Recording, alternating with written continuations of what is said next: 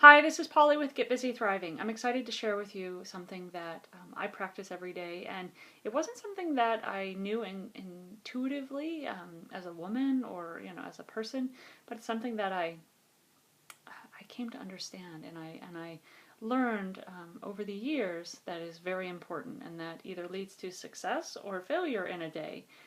It's something I'll call it me time, and me time is.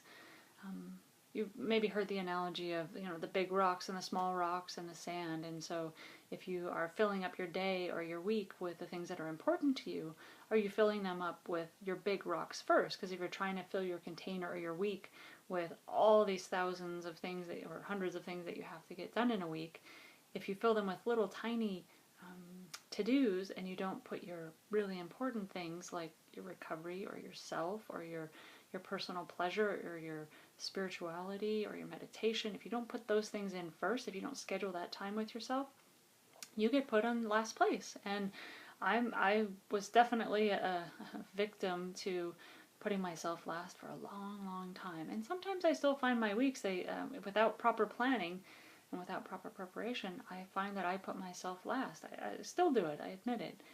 But I'm aware of it, and I'm conscious that I'm important. I'm conscious that it's important that I be taken care of, that my needs for spiritual connection, my needs for balance and downtime and quiet time or reflection or meditation are just as important as the 75 other things that I need to get done this week. And so I want to encourage you or remind you of that importance. And I have a girlfriend who has been going through a very big transition in her life, and she is realizing that she was saying yes to a lot of other people's needs, her kids, her company, her friends, her consulting that she was doing, just a ton of things, running herself ragged, and it was leading to physical breakdown. Her body was breaking down, her adrenals were failing, she was sick all the time, and she wasn't taking care of herself. And so she had to turn that around, like literally upside down. She was so putting other people's needs and her own needs last that it was causing her body to fail her. And so what she said to me a couple weeks ago was, I didn't realize how many things I had to say no to in order to say yes to myself. And it may feel like no in the beginning, like you're saying no to this person and no to that person, or no to, I can't do that, or sorry, I can't, complete that for you, or I can do it at this time, but it takes into consideration what your needs are. And so by saying no to other people's needs and putting your needs first, you allow yourself that balance and that connection that you feel like you've lost, that you're filling up with other activities or with food or with alcohol or whatever is your drug of choice, if you will, and maybe all of those.